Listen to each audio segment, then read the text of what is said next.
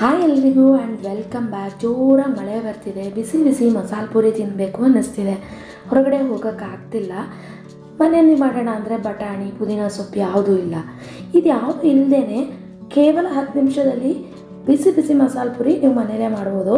ಇದಕ್ಕೆ ಬೇಕಾಗಿರೋದು 1 ಟೊಮೆಟೊ, 1 ಈರುಳ್ಳಿ, ಸ್ವಲ್ಪ ಶುಂಠಿ ಹಾಗೂ ಒಂದು 5 ರಿಂದ 6 ಎಸಳು ಬೆಳ್ಳುಳ್ಳಿ. ಇಷ್ಟೇ ಸಾಕು. ಮೊದಲಿಗೆ ನಾನು ಕುಕ್ಕರಿಗೆ ಹೆಸರು ಬೇಳೆನ ಹಾಕ್ಕೊಳ್ತಾ ಇದ್ದೀನಿ.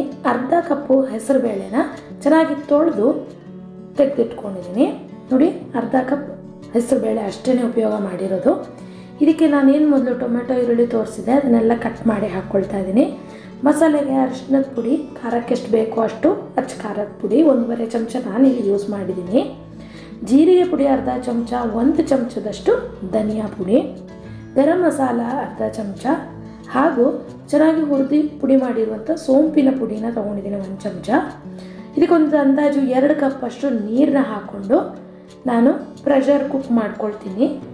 ಒಂದು 3 ರಿಂದ 4 ವಿಷಲ್ ನಾನು ಕೂಗಿಸ್ಕೊಳ್ತೀನಿ. ಇಲ್ಲಿ ಮೇಲೆ ಟಿಶ್ಯೂ ಪೇಪರ್ ಹಾಕಿರೋದು ಏನಕ್ಕೆ ಅಂದರೆ ಬೇಳೆಗಳು ಬೇಯಬೇಕಾದ್ರೆ ಸಿಡಿಯುತ್ತೆ, ಸೊ ಅದು ಹಾಕಬಾರ್ದು ಅಂತಂದ್ಬಿಟ್ಟು ನಾನು ಟಿಶ್ಯೂನ ಹಾಕ್ಕೊಂಡಿದ್ದೀನಿ. ನೋಡಿ, ಪ್ರೆಷರ್ ಇಳಿದಿದೆ, ಚೆನ್ನಾಗಿ ಬೆಂದಿದೆ.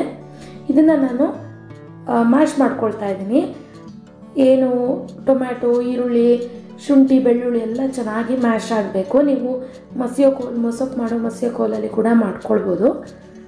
ಚೆನ್ನಾಗಿ ಮ್ಯಾಶ್ ಆದಮೇಲೆ ಇದಕ್ಕೆ ಉಪ್ಪು ನಾನು ಮೊದಲೇ ಬೇಳೆ ಬೇಯಬೇಕಾದ್ರೆ ಉಪ್ಪು ಹಾಕಿರಲಿಲ್ಲ, ಸೊ ಈಗ ಉಪ್ಪು ಹಾಕ್ಕೊಳ್ತಾ ಇದ್ದೀನಿ. ಆ್ಯಂಡ್ ಸ್ವಲ್ಪ ಗಟ್ಟಿ ಇರೋದ್ರಿಂದ ಸ್ವಲ್ಪ ನೀರನ್ನ ಕೂಡ ನಾನು ಸೇರಿಸ್ಕೊಂಡು ಮಸಾಲೆನ ನಾನು ಹದ ಮಾಡ್ಕೊಳ್ತಾ ಇದ್ದೀನಿ. ಇದನ್ನು ಒಂದು 3 ರಿಂದ 4 ನಿಮಿಷ ಕುದಿಯೋಕೆ ಇಡಬೇಕು. ಚೆನ್ನಾಗಿ ಕುದಿಬೇಕು. ಇದು ಬಿಸಿ ಬಿಸಿ ಮಸಾಲೆ ರೆಡಿ ಆಯಿತು. ಇನ್ನೇನಿಲ್ಲ, ಜಸ್ಟ್ ಸರ್ವ್ ಮಾಡೋದಷ್ಟೇ. ಪೂರಿಗೆ ಮೇಲ್ಗಡೆ ನೀವು ಈ ಮಸಾಲೆನ ಹಾಕ್ಕೊಳ್ಳಿ. ಆ್ಯಂಡ್ ಹೆಚ್ಚಿರುವಂತಹ ಈರುಳ್ಳಿ, ಕ್ಯಾರೆಟ್, ಕೊತ್ತಂಬರಿ ಸೊಪ್ಪು, ಸೇವ್ ಇದೆಲ್ಲ ಆಪ್ಷನಲ್. ಬೂಂದಿ ಬೇಕಿದ್ರೂ ಹಾಕ್ಕೊಳ್ಬೋದು.